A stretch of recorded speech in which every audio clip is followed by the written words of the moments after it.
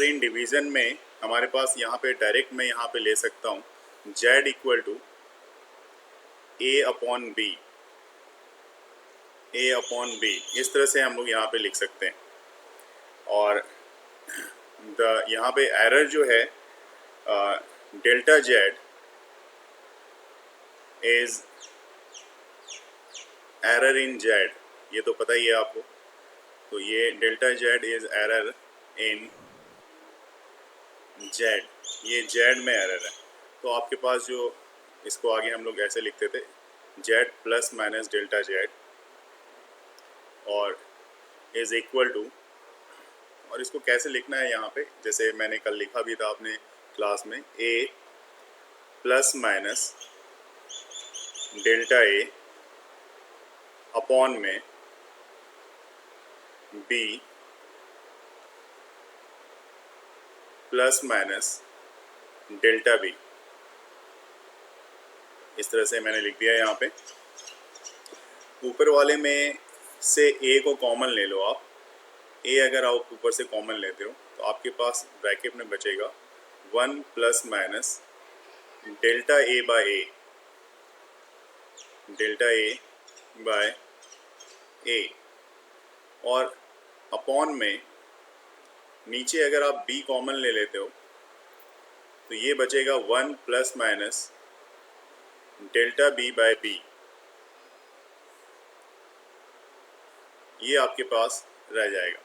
तो अब क्या करना है आपको, यहाँ पे आप देख लो मैं बता देता हूँ कि ये जो आप a और b, इसको जो आप देख रहे हो इसको आप सेपरेट कर लो। सेपरेट करने का मतलब ये है, आप ऐसा लिख सकते हो a अपॉन बी, आप एक तरफ लिख दिया आपने, ठीक है, और उसके बाद ये रेस्ट पार्ट आपका एज इट इज़ आप लिख सकते हो, मतलब 1 plus minus delta A by A और अपॉन में 1 plus minus delta B by B, इस तरह से आप लिख सकते हो इसको। अब देखो मैं इसके बाद कैसे लिखूंगा, यहाँ पे आप समझना बेटा। यहाँ पे z plus minus delta Z, ठीक है, और ऊपर वाले नोमिनेटर को 1 plus minus delta A by A as it is लिखेंगे, और a बाय बी जो है इसको a बाय बी को मैंने आगे लिख दिया पहले, और इस जगह पे मैं लिख रहा हूँ 1 plus minus delta A by A, ये ब्रैकेट कंप्लीट हो गया आपका। देन डिनोमिनेटर में जो आपका 1 plus minus delta B by B है, इसको मैं ऊपर लेके जा रहा हूँ। यहाँ पे देखो, अगर ऊपर लेके मैं जाऊँ इस तरह से 1 plus minus delta B by B, और इस पे पावर मैं कर देता हूँ -1, ऐसा तो लिख ही सकते हैं। और अब देखो एक्सपोनेंशियल का एक फॉर्म होता है, बाइनोमियल एक्सपोनेंट, इसमें होता है 1 plus X raise power n, इसका एक फॉर्मूला होता है जिसमें आप इसको लगभग ऐसा आप लिख सकते हो 1 प्लस एन एक्स के इक्वल आप लिख सकते हो। ये बाइनोमियल एक्सपेंशन का एक फॉर्मूला होता है, इसमें आप इस चीज़ को देख सकते हो। तो ये कब होता है, इसकी कंडीशन है जब x is very very less than 1, इस केस में ये होगा। तो अगर आपने ऐसा कर दिया तो आप समझो कि यहाँ पे आपको क्या करना पड़ेगा, मैं आपको दिखा देता हूँ, आप समझना। यहाँ पे ये जो आप -1 देख रहे हो, -1 का प्रोडक्ट आपका इस टर्म से हो जाएगा, यहाँ पे ये जो प्लस माइनस से है इससे हो जाएगा। तो अगर ऐसा हुआ तो आपके पास जो आगे देखने को मिलेगा आपको z plus minus delta Z equal to, अब ये a बाय बी जो है, देखो आप a बाय बी को आपने क्या बोला, z, तो यहाँ पे आप इसकी a बाय बी की जगह पे आप क्या लिख सकते हो, z, उसके बाद यहाँ पे 1 प्लस माइनस, ठीक है, delta a by A, right, और देन इसमें जब आप करोगे तो प्लस, ये पहले आप 1 लिख लो, 1 plus into minus, minus minus into minus plus delta B by B, delta B by B, इस तरह से आप यहाँ पे लिख सकते हो। तो होपफुली यहाँ तक तो कोई दिक्कत नहीं है। इसके बाद मैं बिल्कुल एक एक स्टेप्स को आपको एक्सप्लेन करता हुआ दिखाऊंगा ताकि आपके पास कहीं पे भी प्रॉब्लम ना मिले यहाँ पे। तो नेक्स्ट स्टेप में मैं आपको दिखा रहा हूँ, देखना ध्यान से कि ये हमारे पास क्या आ रहा है यहाँ पे, ये देखते हैं। देखिए, dividing both side by Z, dividing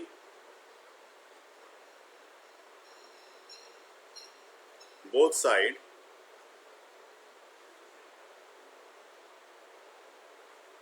by Z, और अगर आप जेड से डिवाइड करोगे तो देखो क्या मिलेगा आपको, 1 प्लस, इसको आप डिवाइड करने जा रहे हो ये वाले पार्ट को, तो ये आपको क्या मिलेगा, 1 plus minus delta Z by Z equal to, ये भी आपका ये जेड कैंसिल हो जाएगा इस तरफ, आपके पास 1 plus minus delta A by A into में 1 minus plus delta B by B, ये आपके पास मिलेगा। ठीक है, अब प्रोडक्ट करने की जरूरत है, तो 1 को प्रोडक्ट करोगे 1 से तो 1 ही मिलेगा, प्लस माइनस। अब फिर आप डेल्टा ए को भी इससे करोगे तो डेल्टा ए बाय ए को 1 से करोगे तो डेल्टा ए बाय ए मिलेगा। ठीक है, फिर आप डेल्टा बी बाय बी को करोगे 1 से तो ये हो जाएगा आपको plus minus delta B by B ही मिलेगा। ठीक है, और फिर इसके बाद जब प्रोडक्ट करोगे इसका तो ये आपको मिलेगा plus minus delta A by A into delta B by B. और जैसा कि मैंने आपको अपने इससे पहले वाले पार्ट में बताया ही भी था कि इसको, ये वाले पोर्शन को, ये काफ़ी स्मॉल होता है, इसको आप नेग्लेक्ट कर सकते हो। अगर आप नेग्लेक्ट करोगे और इसके इस तरफ आपके पास 1 plus minus delta Z by Z रह ही रहा है, तो अगर आप इसको नेग्लेक्ट करते हो, 1 और 1 दोनों तरफ यहाँ पे देखो, ये 1 और 1 को कैंसिल कर देते हो, तो आपके पास फाइनल क्या मिलेगा आपको, वो मैं यहाँ पे एक बार आपको दिखा देता हूँ। ठीक है, तो स्टेप को ध्यान से देखना है ताकि स्टेप कहीं पे भी आपके लिए कंफ्यूजन ना क्रिएट करे। तो आपके पास अल्टीमेटली जो फाइनल रिजल्ट मिलना है वो delta Z by Z equal to delta A by A plus delta B by B. और ये सेम रिजल्ट जो प्रोडक्ट के लिए आपके पास आया था, अगर आपको अच्छे से याद होगा, तो वही सेम रिजल्ट यहाँ पे क्वोशिएंट के लिए, मतलब डिवीज़न के लिए भी हमारे पास मिल रहा है। एक और पार्ट है इसमें, वो मैं आपको यहाँ पे डिस्कस कर देता हूँ, वो है 0.5 है, उसमें है आपके पास error in the power of quantity. मैं हेडिंग लिख रहा हूँ, error in power of quantity.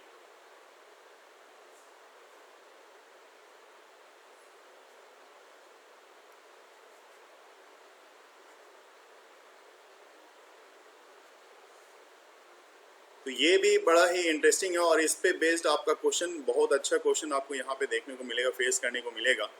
For example आप मान लो कि आपके पास एक क्वेश्चन आपके पास दिया हुआ है जिसमें कि आपके पास एक जनरल सा पार्ट है, जेड इक्वल टू आपको कोई क्वांटिटी है ए, उस पे पावर आपने एन कंसिडर कर लिया।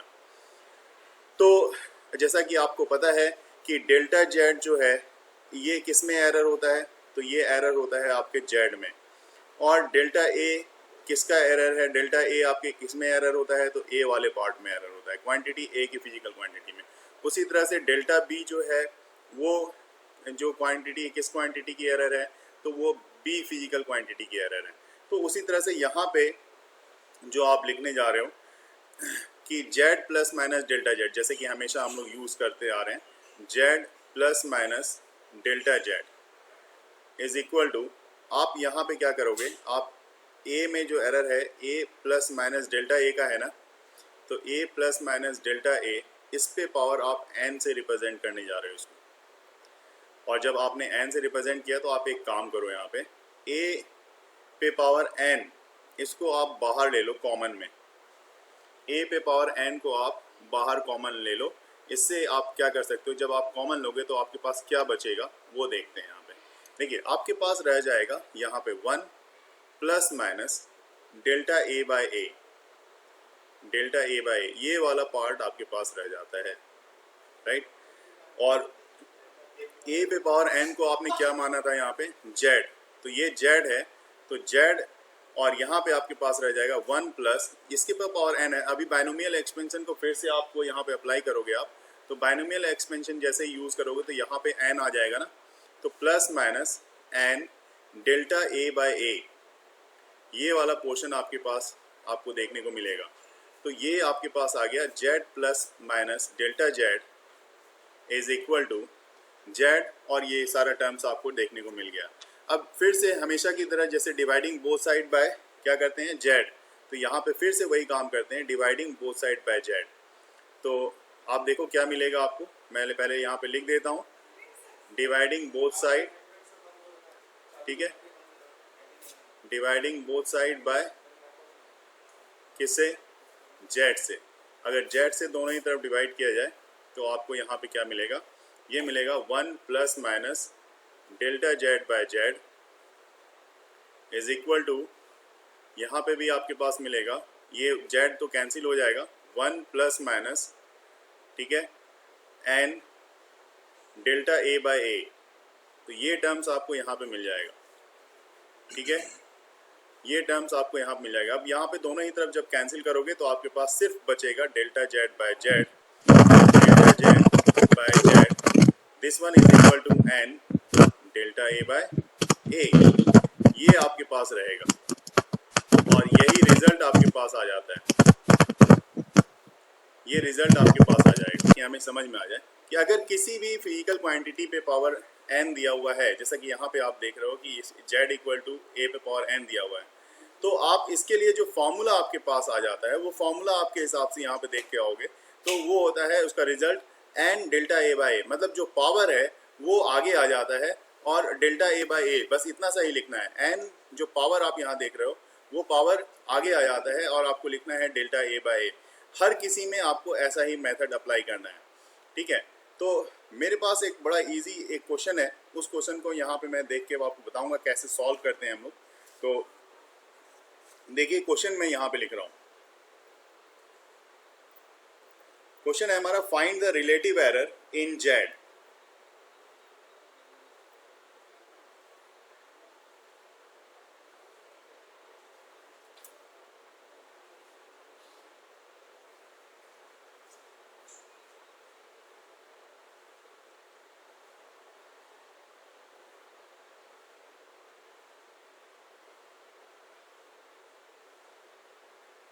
इज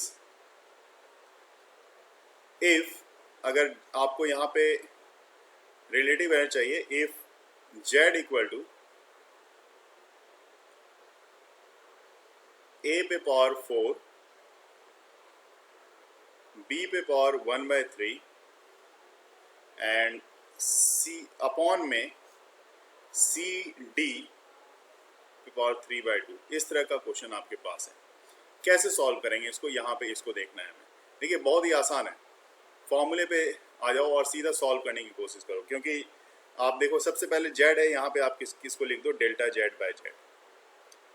और जितना मैं बता रहा हूँ अगर उस मेथड से आप मूव करोगे तो कोई प्रॉब्लम नहीं आएगी। देखिए 4 है, ए पे पावर 4 है, तो सिर्फ इसके बारे में सोचो आप कि अगर आपको जेड इक्वल टू ए पे पावर 4 होता तो आप इसको लिखते definitely 4 delta A by A, 4 delta A by ए। तो क्यों ना यहाँ पे भी वैसा ही करें, 4 डेल्टा ए अपॉन ए। और ठीक इसी तरह से b पे पावर 1/3 है, तो सब में आपको यहाँ पे एडिशन मतलब प्लस करते जाना है। अब इसके लिए भी फॉर्मूले की बात मैं करूँगा, बताऊंगा अभी आपको। तो b है, तो b के आगे पावर, एक्सक्यूज मी सर, हाँ बेटा, तो यहाँ पे प्लस, बीच में प्लस, आगे मल्टीप्लाई हो डिवाइड हो बीच में प्लस करना है। यहाँ पे पावर कितना है 1/3, मैंने जैसे बताया यहाँ पे पावर 1/3 है, तो पावर को आप आगे लिखो और इसको डेल्टा b बाय बी लिख दो, बस डेल्टा b बाय बी। उसके बाद डिवाइड में है c है, c पे पावर कितना है भाई, तो 1, तो मतलब 1। अब आप प्लस ही लिखते जाओ, कुछ मत करना, मैं जैसा बता रहा हूँ वैसा करो, आपको दिखाऊंगा अभी और भी चीज़ें यहाँ पे। तो ये आप डेल्टा सी बाई सी लिख दो, क्योंकि सी पे पावर 1 था इसलिए इसके आगे कर दिया, डेल्टा सी बाई सी लिख दिया। प्लस, फिर से प्लस। अब देखो डी, डी पे पावर कितना है 3/2, तो पावर को आप आगे लिख दो और डेल्टा डी बाई डी लिख दो। बस ये आपका, अगर आपने इतना कर दिया तो समझ लो आपका सॉल्व हो गया। कितना आसान है ये, मतलब सब के पावर को आपने आगे कर दिया, इसके पावर को इसके आगे कर दिया, इसके पावर को इसके आगे कर दिया, इसके पावर को इसके आगे कर दिया, इसके पावर को इसके आगे कर दिया, सबके पावर को आगे करके, और सिर्फ delta A by A, delta B by B, delta C by C, delta D by D, और इवन आपने सबको प्लस करके सिंपली ऐड कर दिया है। यहाँ पे मैंने लिख दिया है डेरिवेशन करना है, derivation of general rule using differentiation method. Z equal to A पे पावर पी है, बी पे पावर क्यू एंड सी पे power R, taking log both side,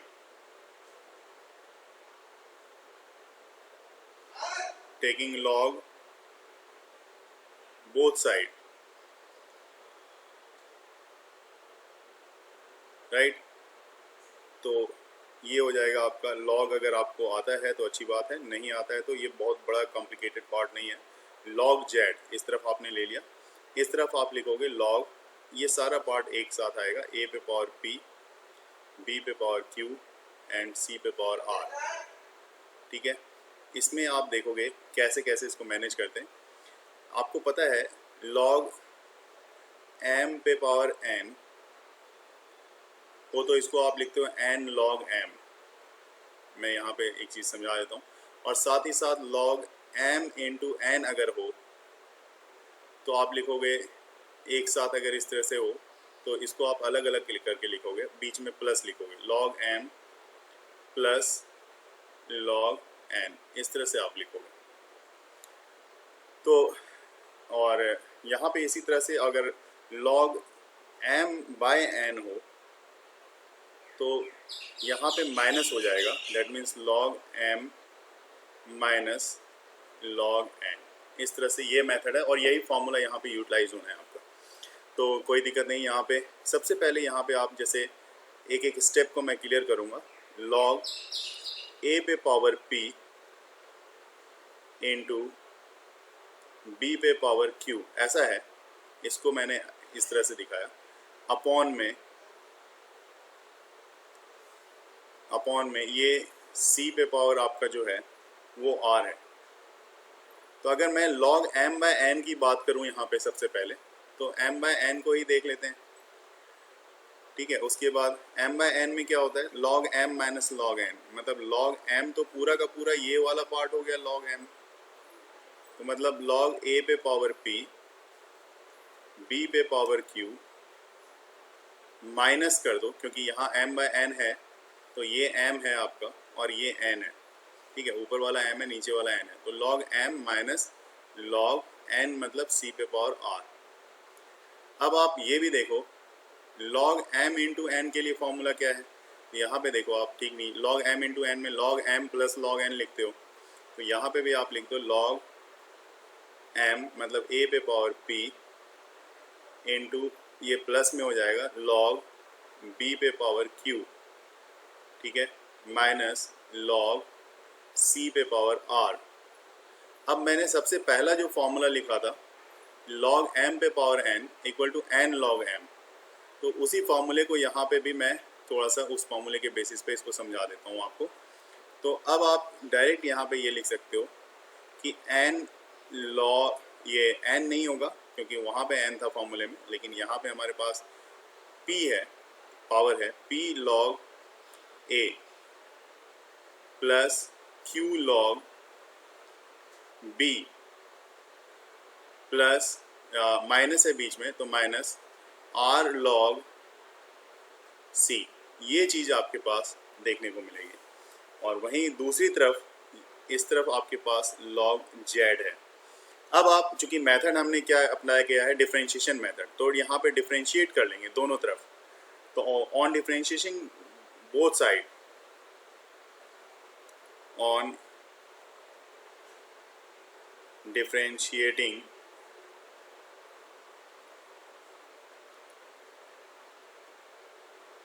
both side, जब दोनों ही तरफ आप डिफ्रेंशिएट करोगे तो आपके पास ये हो जाएगा डेल्टा जेड बाय जेड। पहले तो डी जेड बाय जेड लिख लेते हैं, उसके बाद डेल्टा जेड इसको अप्लाई कर लेंगे, कोई दिक्कत नहीं है। तो पहले मैं डी जेड बाय जेड लिख लेता हूँ equal to P D A by A plus Q D B by B minus R D C by C. अगर ऊपर वाला जो इक्वेशन है इसको अगर आप फ्रैक्शन के टर्म में लिखना चाहते हो इन टर्म्स ऑफ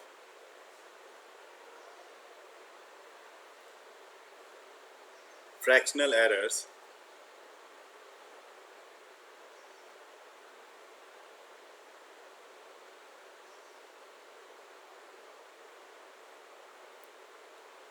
तो इसमें आप क्या देखोगे, ये आपके पास आ जाएगा plus minus delta Z by Z equal to plus minus P delta A by A plus minus Q delta B by B plus minus, क्योंकि ये माइनस प्लस होता है लेकिन बाद में फिर से आप माइनस से करोगे तो प्लस माइनस ही हो जाएगा, डेल्टा सी बाय सी। इस तरह से आप इसको अरेंज कर सकते हो। और मैक्सिमम परमिसेबल वैल्यू जो होती है, जो मैक्सिमम वैल्यू चूँकि एरर में आपके पास देखने को मिलता है, तो उसमें आप हमेशा ऐड करते हो। तो यहाँ पे आपको मैं लिख रहा हूँ द मैक्सिमम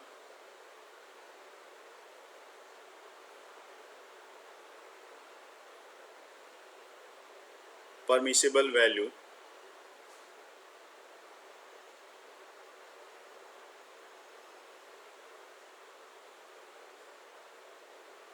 of Z